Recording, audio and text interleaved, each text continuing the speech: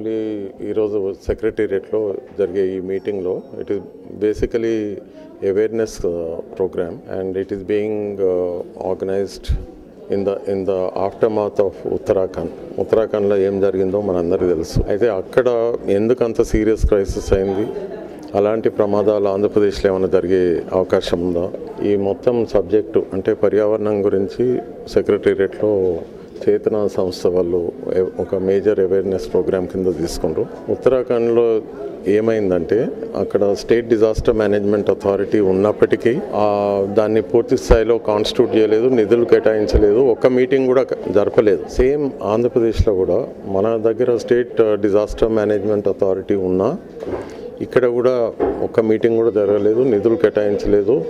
Controller and auditor general ఆయన వాళ్ళ రిపోర్ట్లో కూడా నిన్ననే వాళ్ళు ఈ విషయమై చాలా క్లియర్గా చెప్పినారు. ఆంధ్రప్రదేశ్లో డిజాస్టర్ ప్రిపేరెడ్నెస్ అనేది జీరో. అయితే కేవలం ఆంధ్రప్రదేశ్ కాదు, భారతదేశంలో ఉన్న అన్ని స్టేట్స్లో కూడా ఇదే పరిస్థితి ఉంది. అంటే ఒక్కోసారి ఏమనిపిస్తుంది అంటే మన దేశంలో in spite of Bhopal gas disaster, world's worst industrial accident ఇక్కడ జరిగిన తర్వాత కూడా మన ప్రిపేరెడ్నెస్ అంటాం, అంటే ఇటువంటి విపత్తులు అసలు రాకుండా తీసుకునే చర్యల పట్టిక మనం ఆన్ పేపర్ ఉన్నప్పటికీ ఏ డిపార్ట్మెంట్ కూడా దాన్ని సీరియస్గా తీసుకొని ప్రజల్లోకి తీసుకెళ్ళలేదు, ప్రజల్ని సెన్సిటైజ్ చేయలేదు.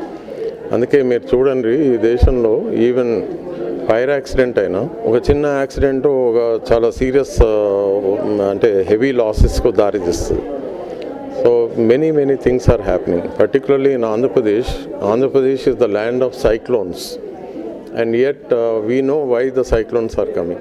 తీర ప్రాంతాల్లో ఉండే మడ చెట్లన్నీ పూర్తి స్థాయిలో కొట్టేసిన సైక్లోన్స్ వచ్చే టైంలో ఒకవేళ మడ చెట్లు అంటే మ్యాంగ్రోవ్స్ గిన ఉన్నట్లయితే కంపల్సరీగా అది కొంత మేరకు తగ్గిస్తుంది.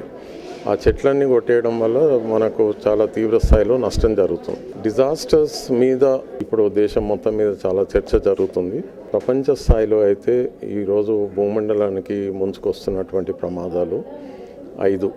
ఒకటి ఓజోన్ పొర క్షీణించడం, రెండవది global warming, loss of biodiversity అంటే అంతరించిపోతున్నటువంటి జీవ వైవిధ్యం, విస్తరిస్తున్నటువంటి ఎడార్లు, తర్వాత న్యూక్లియర్ రియాక్టర్స్, న్యూక్లియర్ బాంబ్స్తో పొంచి ఉన్నటువంటి అణుప్రమాదం. ఇవి కాక organizing development in a country as vast as India, that's a big challenge.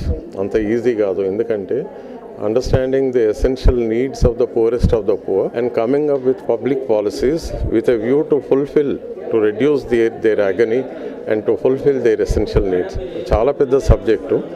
ఐక్యరాజ్య సమితి ఏమంటుందంటే ప్రభుత్వాలు తీసుకునే ప్రతి చర్యలో పర్యావరణ పరిరక్షణ ఇమిడి ఉండాలి. అంటే దీన్ని సెపరేట్గా జస్ట్ రెయిన్ వాటర్ హార్వెస్టింగ్ లేకుంటే air pollution, water pollution, plastics ఓ చిన్న ఐటెంకు రెడ్యూస్ చేయకుండా the governments have to incorporate environment protection in every public policy. Only then we will be able to achieve sustainable development.